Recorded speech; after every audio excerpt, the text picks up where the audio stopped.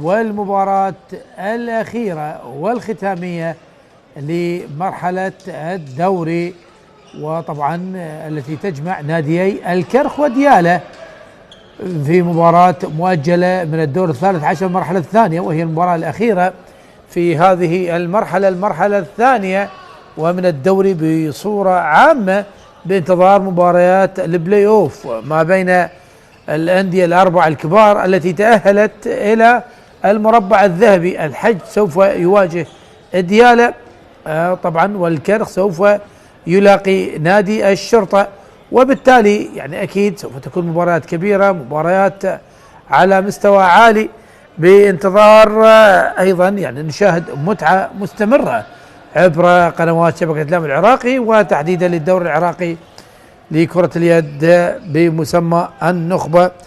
نعرف تماما أن يعني شاهدنا مباريات كبيرة، يعني قبل هذا اللقاء شاهدنا أيضا مباراة كبيرة ما بين الشرطة والحشد، خسر فريق الشرطة بفارق هدفين أمام فريق المتصدر، لكن خلاص المراكز الأربعة انتهت واكتملت، يعني المركز الأول الحشد، المركز الثاني الكرخ، المركز الثالث الشرطة، والمركز الرابع نادي الديالى.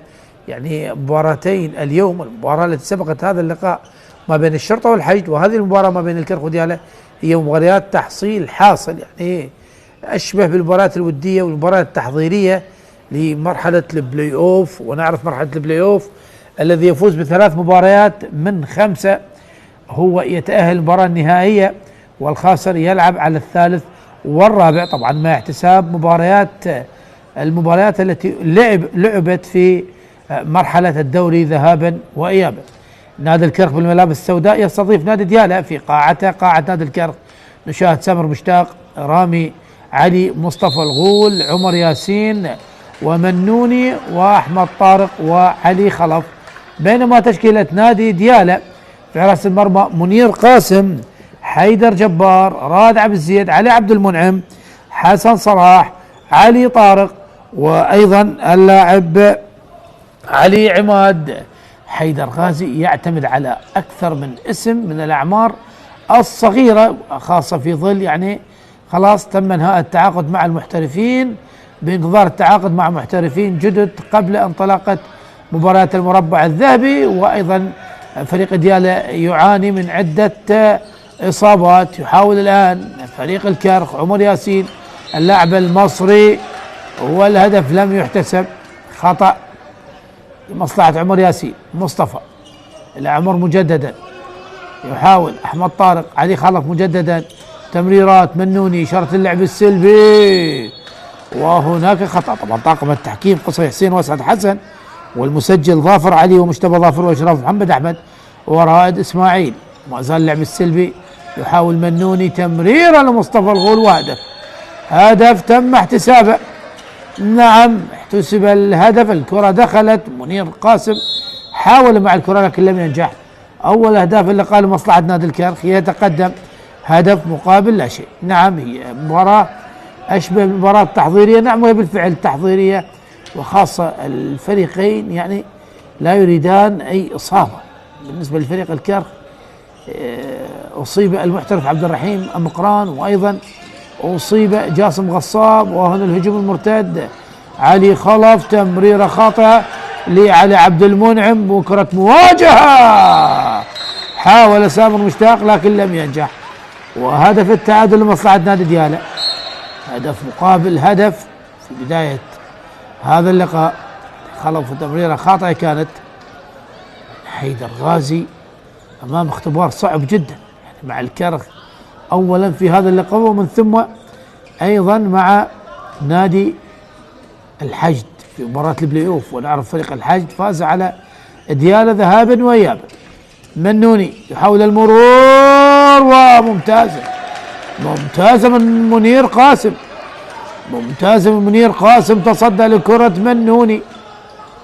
يحاول الآن تصويبة من علي طارق، ممتازة من علي طارق. هدف ثاني لمصلحة نادي ديالى يتقدم على الكرخ بهدفين مقابل هدف واحد. منوني إلى عمر ياسين،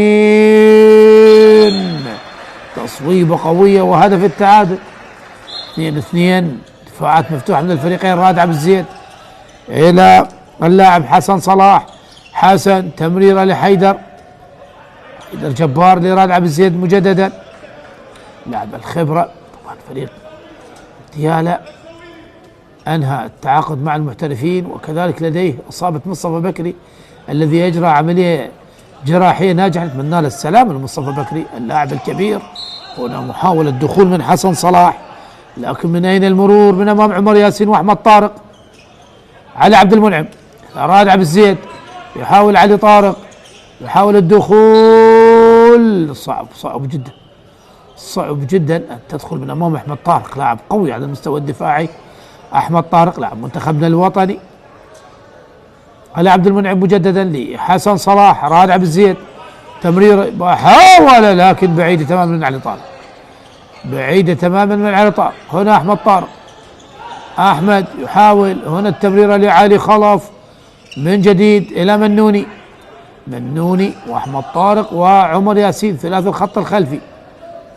عمر ياسين يطلب الهدوء والتعادل، ما زال هدفين مقابل هدفين ما بين الفريقين. حيدر غازي، الدكتور حيدر غازي توجيهات وتواصل مستمر بصراحة. يعني نادي ديالا يظل نبارك نادي ديالا الفوز باللقب الدوري العراقي الممتاز لكرة الصالات بصراحة. يعني فريق ديالا في هذا الموسم يتكلم عن النادي بصورة عامة، يعني يقدم أداء كبير جدا. هنا رمي 7 أمتار يعني على مستوى كرة الصالات، أحرز لقب الدوري الممتاز والتولي دوري المحترفين. على مستوى دوري كرة اليد خلاص وفي المربع الذهبي، وعلى مستوى فريق كرة القدم يعني خرج من منطقة الهبوط، لكن ما زال يصارع من أجل الخروج من منطقة الخطر. شيء يحسب لإدارة نادي ديالا على العمل الكبير، جهود كبيرة من إدارة نادي ديالا. هنا مصطفى الغول أمام منير قاسم، ينجح مصطفى الغول كابتن منتخبنا الوطني وكابتن نادي الكرخ بتسجيل الهدف الثالث لمصلحة نادي الكرخ. يتقدم الكرخ الآن على ديالا ب3 أهداف مقابل هدفين.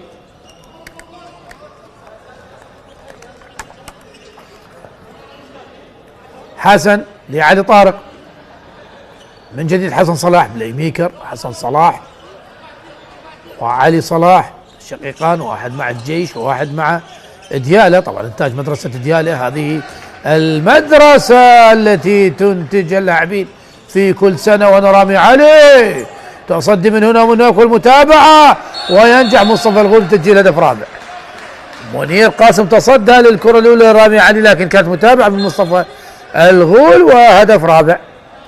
هدف رابع لمصلحة نادي الكرخ. شاهد دكة بدلاء نادي الكرخ علي اللمبي، ماجد عبد الرضا، مجتبى باسم، محمود طه، محمد علي مهدي الذي طبعا يعني غير جاهز يعاني من إصابة، لكن هل يدخل في دقائق قليلة. شاهد رامي علي لاعب الأساس اليوم. يحاول الآن راد عبد الزيد تمريرة على عبد المنعم، لكن هناك خطأ والهدف لم يحتسب. رمي 9 أمتار لمصلحة نادي ديالا. علي عبد المنعم، دخول اللاعب طبعا محمد محمود. هذا محمد محمود ايضا من انتاج مدرسة ديالا. اكيد يعني مدرسة ديالا على مستوى كرة اليد مدرسة منتجة تماما، كما تنتج البرتقال ايضا تنتج لاعبين متميزين على مستوى كرة اليد. عمر ياسين وتصدي من منير قاسم، ممتازة من منير قاسم، تمريرة طويلة لونج بوس، صعبة على حيدر، صعبة على حيدر جبار، لم ينجح. عادت لمصلحة نادي الكرخ والتمريرة. طبعا 4 أهداف للكرخ مقابل هدفين لديالا، 4 مقابل 2، فارق هدفين لمصلحة نادي الكرخ. علي إلى أحمد طارق، منوني، عمر ياسين، منوني مجددا، ثلاث الخط الخلفي فريق الكرخ يأخذ وقته بالكامل. دخول من أحمد طارق، لكن دفاع قوي من علي عبد المنعم من أمام أحمد طارق. منوني، علي خلف يحاول، منوني محاولة دخول ورمي هدف، ولكن هناك رمي 7 أمتار، هدف لم يحتسب وهناك إيقاف. ايقاف على من؟ ايقاف على علي طارق، لاعب مهم جدا. دخول خاطئ كان من علي طارق على منوني، ورمية 7 امتار ومعها ايقاف اول على علي طارق. دخول الحارس البديل الان لنادي ديالى. نعم، دخول الحارس البديل كاظم احمد. كرة مواجهة من امام مصطفى الغول، من امام الخبرة مصطفى، هل ينجح؟ وتصدي من كاظم احمد، ممتازة ممتازة من كاظم احمد، يتصدى لكرة مصطفى الغول، ممتازة.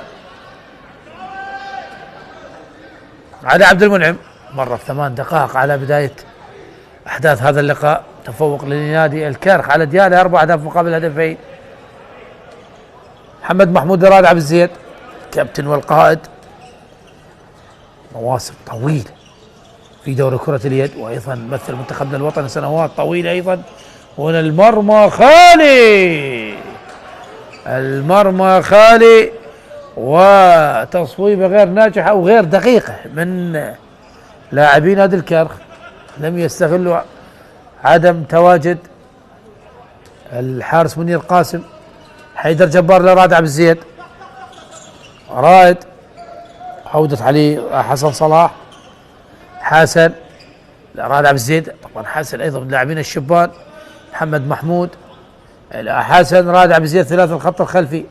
علي عبد المنعم بحث عن زاوية، بحث عن تمريرة وتصويبه وبلوك، بلوك موجود، ومنوني، منوني وهجوم سريع، ينجح رامي علي، هجوم سريع جدا، هجوم سريع جدا من فريق الكرخ، وهدف خامس، هدف خامس لمصلحة نادي الكرخ. 5 الكرخ 2 ديالى، يزداد الفارق إلى 3 أهداف. تقريبا 10 دقائق مرت على أحداث الشوط الأول.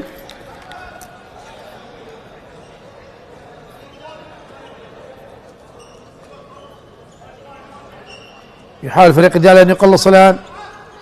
رائد عبد الزيد، تصويب بلوك موجود، وهجوم سريع من رامي علي، وتصدي من منير قاسم، تصدي من منير قاسم بصورة جميلة جدا،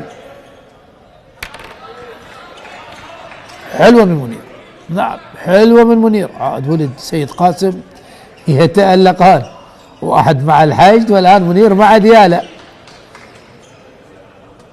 الأخوين، الأخ الأكبر منير والأخ الأصغر منتظر.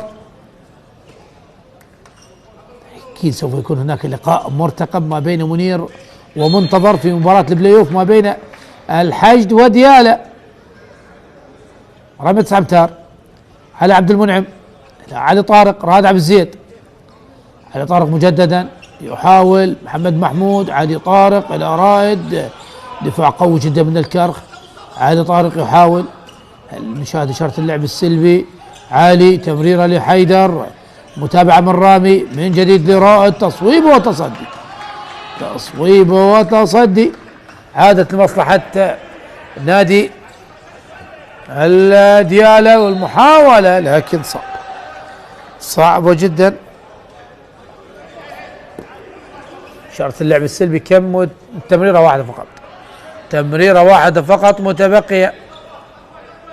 على عبد المنعم إلى علي طارق، لكن تصدي، عادت من جديد، عادت من جديد لمصلحة الكرخ بالسرعة، وصلت لعلي، ممتازة ممتازة من علي خلف، هدف سادس، هدف سادس، يعني 10 دقائق الأولى من المباراة فقط نادي ديالى سجل هدفين، بينما الكرخ 5 أهداف.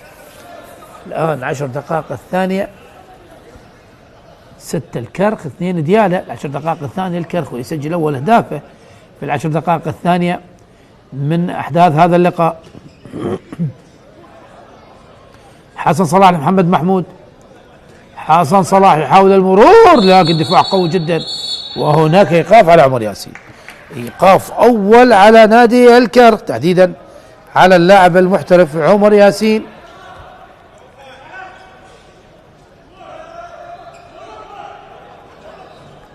رمية 9 امتار.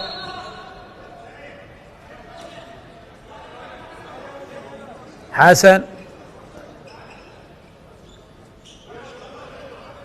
يحاول محمد محمود تصويبه في القائم، في القائم، عادة مصلحة نادي ديالى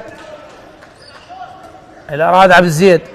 الخبرة، تمريرة جميلة، تمريرة جميلة من راد عبد الزيد للاعب حسن صلاح الذي تحصل على رمية 7 امتار. حيدر جبار من امام سامر مشتاق، لا حارس مرمى منتخبنا الوطني. حيدر جبار هل ينجح من امام سامر مشتاق؟ حيدر هل ينجح بالتسجيل في القائم من حيدر جبار؟ نعم، خدع سامر مشتاق لكن لم ينجح. فريق ديالى تقريبا 6 دقائق لم يسجل اي هدف، منذ تقريبا 6 دقائق. رقم صعب، 6 دقائق ولم تسجل هدف. لا، الفريق المنافس خلاص اخذ الفارق، وبالفعل فريق الكرخ الان اخذ الفارق 4 اهداف، ومرشح ان هذا الفارق يكون اكثر. دخول ماجد عبد الرضا الان، منوني الى ماجد، دفاع متقدم النادي ديالى، منوني لماجد، اشاره اللعب السلبي الى محمود طه وخطأ، الهدف لم يحتسب. عادت لمصلحة نادي ديالى، تمريرة سريعة والمحاولة على عبد المنعم، لكن عودة سريعة من سامر مشتاق، عادة سريعا. نعم، سامر مشتاق كان خارج الأرضية بسبب دخول لاعب من أجل اكتمال الفريق من الناحية الهجومية. هنا علي طارق وتصدي غير ناجح من سامر مشتاق، وهدف ثالث. يعني فريق ديالى احتاج 7 أهداف، 7 دقائق حتى سجل الهدف الثالث. يعني رقم كبير. 3 ديالى، 6 الكرخ. منوني إلى عمر ياسين، علي طارق، محمود طه الآن لاعب المصري، ثنائي المصري متواجد، عمر ياسين ومحمود طه. عمر ياسين يصوب وتصدي من منير قاسم، تصدى لعديد الكرات منير قاسم. حسن لعلي طارق،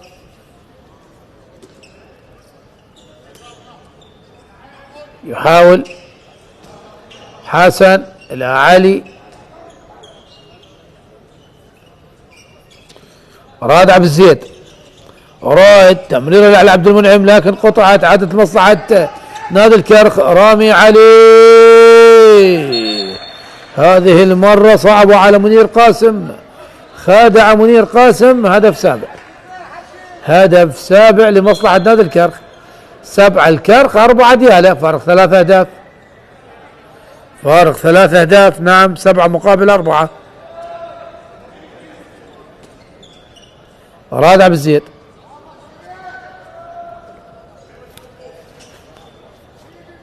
يحاول الآن حسن لراد عبد الزيد مجددا. حسن يحاول المرور لراد، تصويبه قوية، تصدي من سامر مشتاق، عادت لمصلحة نادي الكرخ، وهجوم سريع. عمر ياسين لمنوني، تمريرة خلفية لكن قطعت من حيدر جبار قطع هذه التمريرة.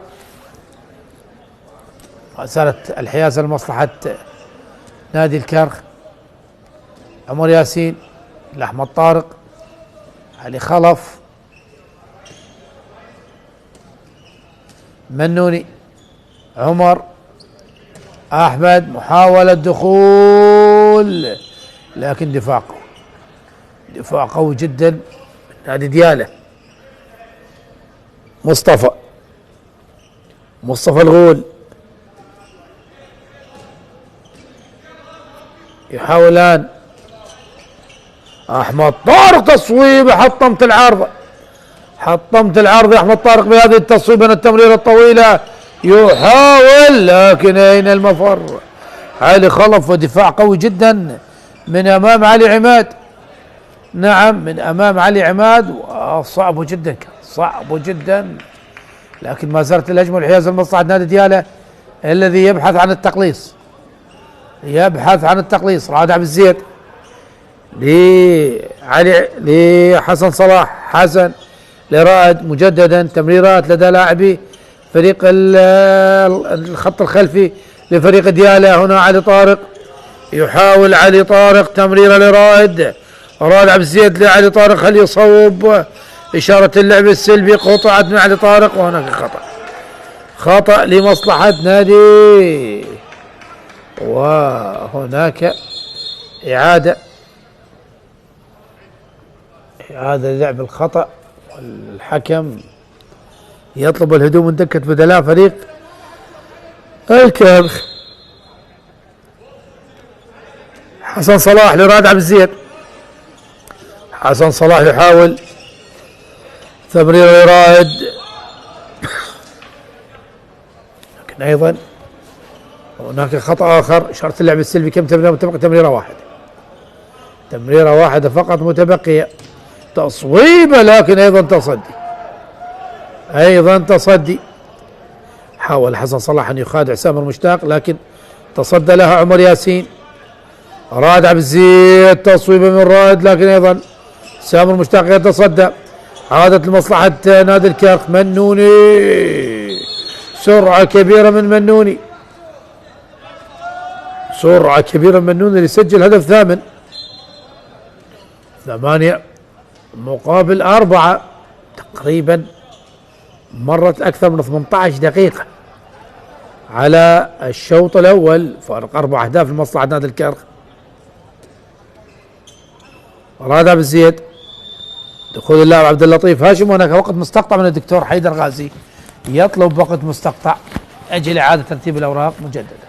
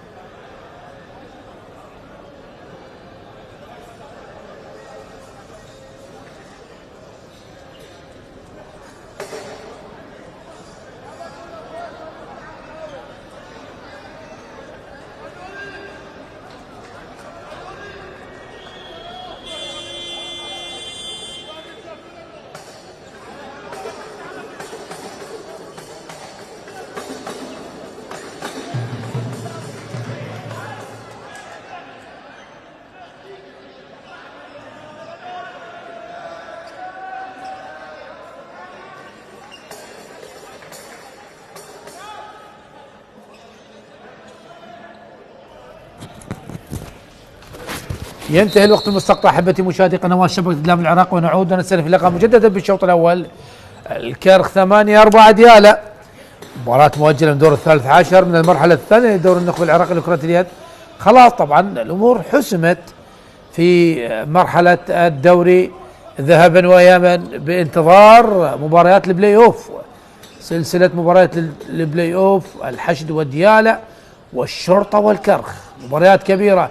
علي طارق فقد الكرة لكن المتابعة موجودة، عادت لنادي ديالى، وهدف جميل، هدف جميل. محمد محمود ينجح بتسجيل الهدف الخامس، نعم هدف خامس لمصلحة نادي ديالى. يعني نادي ديالى في العشر دقائق الثانية من الشوط الأول سجل 3 أهداف، سجل 3 أهداف، ونادي الكرخ سجل أيضا 3 أهداف، يعني بقى الفارق 3 أهداف.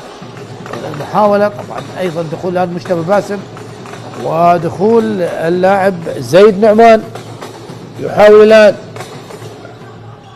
فريق ديالى تصويبه وتصدي.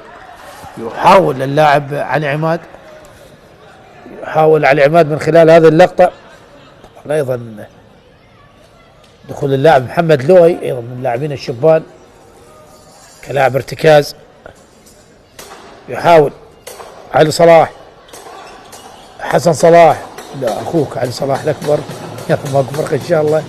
هنا التمريرة يحاول علي طارق تصويبه وتصدي من سامر مشتاق، متابعة من عبد اللطيف وهدف. هدف سادس مصلحة نادي ديالى. 6 ديالى 8 الكرخ منوني، تمرير لعمر ياسين وهدف. هدف عن طريق المصري عمر ياسين، هدف تاسع. 9 الكرخ 6 ديالى، فارق 3 أهداف. طبعا مباراة الذهاب انتهت بفارق 10 أهداف لمصلحة نادي الكرخ. هناك في ديالى 18 ديالى 28 الكرخ. هنا محاولة لكن شاهد مجتبى باسم والدفاع القوي على اللاعب حسن صلاح. محمد لؤي، حسن صلاح، علي طارق، رائد عبد الزيد. رائد محاولة تمريرة مجددا، هنا المحاولة لكن صعب ورمية 7 أمتار. ومنوني ايقاف على منوني، ايقاف على منوني، الايقاف الثاني على نادي الكرخ. الاول كان على عمر ياسين والثاني الان على منوني، على منتظر ناظم لاعب منتخبنا الوطني. دخول طه فرقة الحارس الناشئ يدخل الان من اجل محاولة تصدي لهذه رمية 7 أمتار من امام عبد اللطيف هاشم. هل ينجح طه من امام عبد اللطيف ام ينجح عبد اللطيف؟ وطه يتصدى، طه يتصدى الحارس الشاب او الحارس الناشئ. وهنا الان زيد نعمان ايضا من اللاعبين الناشئين، اللاعبين الصغار. زيد نعمان منذر، والده نعمان منذر، نعم يشبه كثيرا الستايل، يشبه كثيرا ستايل والده نعمان منذر. هو لاعب اشول، يعني يتوقع ان يكون لاعب مميز زيد نعمان، لكن اكيد يحتاج الى التدريب، يحتاج الى طبعا الانضباط. لاعب المتميز لا تأتي فقط الموهبة، لا، يحتاج الى انضباط، يحتاج الى تدريبات مستمرة، وايضا احتكاك منافسات. عمر ياسين يحاول الان عمر تصويبه وهدف. هدف 10 لمصلحة نادي الكرخ، 10 مقابل 6. هجوم سريع من ديالى، تمريرة يحاول الان علي عماد ويتصدى سامر مشتاق، مجتبى الى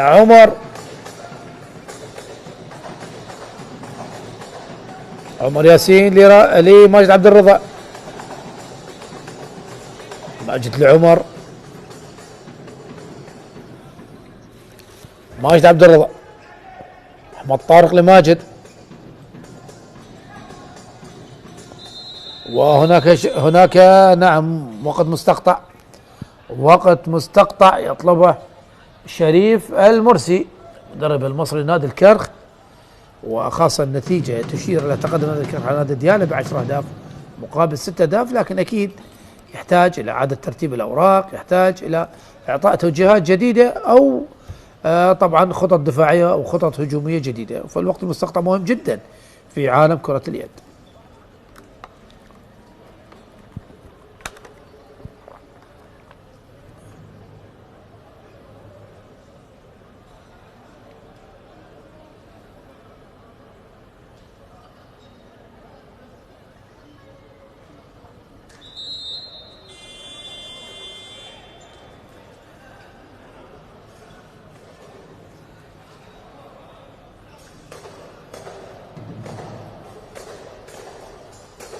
ينتهي الوقت المستقطع الذي طلبه نادي الكرخ، تحديدا المدرب شريف المرسي حامل لقب الدوري الموسم الماضي. نعرف الكرخ وزعيم الأندية العراقية على مستوى كرة اليد، 17 لقب، بينما نادي ديالى لديه لقب وحيد 98 99 مع المدرب سعدون عبد الرضا، الاسم الكبير في عالم كرة اليد العراقية.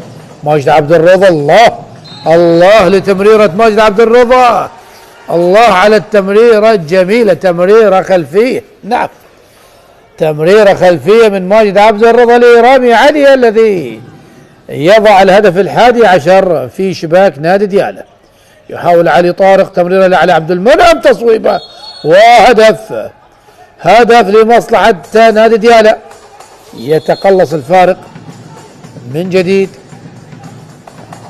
لمصلحة نادي ديالى، يحاول أن يقترب من النتيجة. فارق 4 أهداف. ماجد عبد الرضا لعمر ياسين، علي إلى عمر، أحمد طارق لعمر، ماجد عبد الرضا يحاول الآن عمر ياسين، فقد الكرة لكن هناك خطأ. مجتبى باسم لعمر ياسين، يحاول عمر تصويبه وهدف، تصويب المسافة بعيدة وهدف. هدف آخر، هدف 12 لمصلحة نادي الكرخ، يعود الفرق إلى 5 أهداف مجددا. علي طارق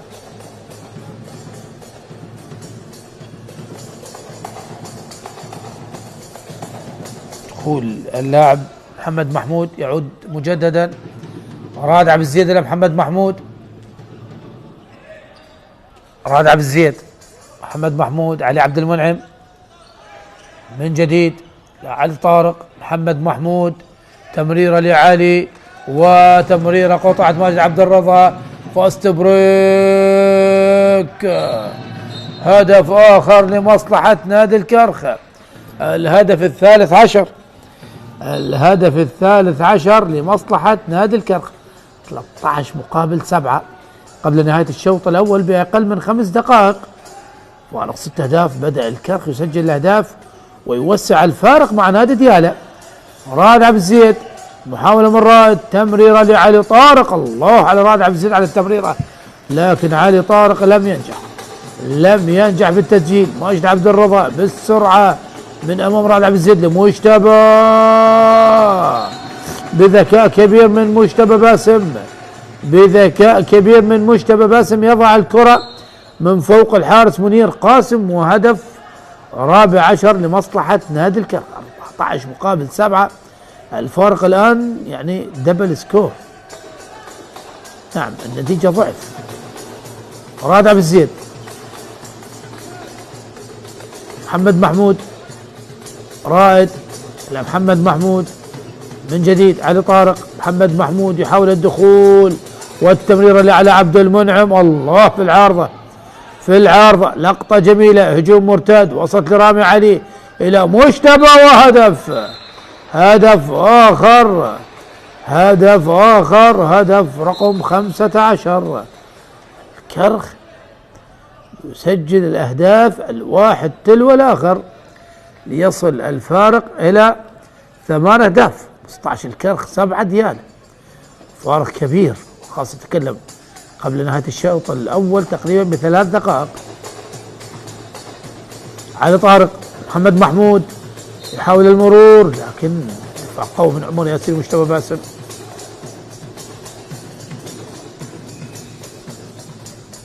علي طارق لمحمد، تصويبه وتصدي من سامر مشتاق، تصدي من سامر مشتاق. ماجد عبد الرضا يطلب الهدوء. احمد طارق لزيد نعمان، دخول منون الان لي احمد طارق. شاهد نقاش ما بين الدكتور حيدر غازي وصهيب رفعت، مشرف الفريق صهيب رفعت طبعا من اللاعبين الكبار على مستوى كرة اليد العراقية. وهنا ماجد عبد الرضا، هدف غلط فيه منير قاسم، وهدف 16. راد عبد الزيد، تمريرة لعلي طارق، يحاول الآن علي عماد إلى علي طارق مجددا، محمد محمود. نادي ديالى توقف عن التسجيل، توقف عن التسجيل نادي ديالى تقريبا ما يقارب 4 إلى 5 دقائق. نعم يقارب 5 دقائق نادي ديالى لم يسجل. محمد محمود إلى علي طارق، ماجد عبد الرضا، إشارة اللعب السلبي يعني على لاعبي نادي ديالى. التصويب من عبد اللطيف هاشم، وخطأ على عبد اللطيف، خطأ على عبد اللطيف، وهناك إعادة لعب الكرة، إعادة لعب الكرة. نعم الكرة اللاعب كان طبعا يعني خارج المستطيل، وبالتالي الكرة والهجمة والحيازة عادت لمصلحة نادي الكرخ. عمر ياسين لماجد عبد الرضا، يحاول عمر إلى ماجد، ماجد تمريرة لزيد، يا الله من زيد، لكن تصويبه بجانب القائم الأيسر، بجانب القائم الأيسر من زيد نعمان. راد عبد الزيد، عودة حسن صلاح،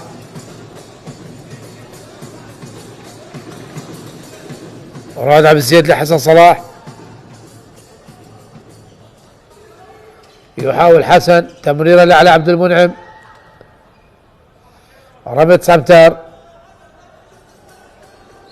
حسن صلاح مجددا، حسن يحاول، راد عبد الزيد لعلي طارق، دخول وتصويبه ورمية 7 امتار، رمية 7 امتار. هل هناك ايقاف ام ماذا؟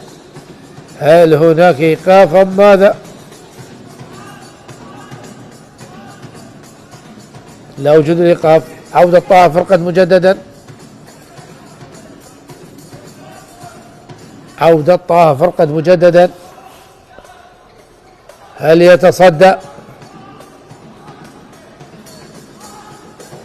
هل يتصدى ايضا؟ تصدى لتصويبة عبد اللطيف هاشم، هذه المرة حسين احمد. هل ينجح طه بالتصدي بحسين؟ يسجل حسين، يسجل حسين احمد. يجب ان تلعب من دائرة الارسال، نعم يجب ان تلعب من دائرة الارسال. لا، كانت احدى قدميك خارج دائرة الارسال يا مجتبى باسم. خلاص الوقت انتهى احبتي مشاهدي قنوات شباب الاعلام العراقي. انتهى الشوط الاول بتقدم فريق الكرخ على فريق ديالى ب16 هدف مقابل 8 هدف. السرعه قصيره، اعود لكم مجددا، لا تذهبوا بعيدا.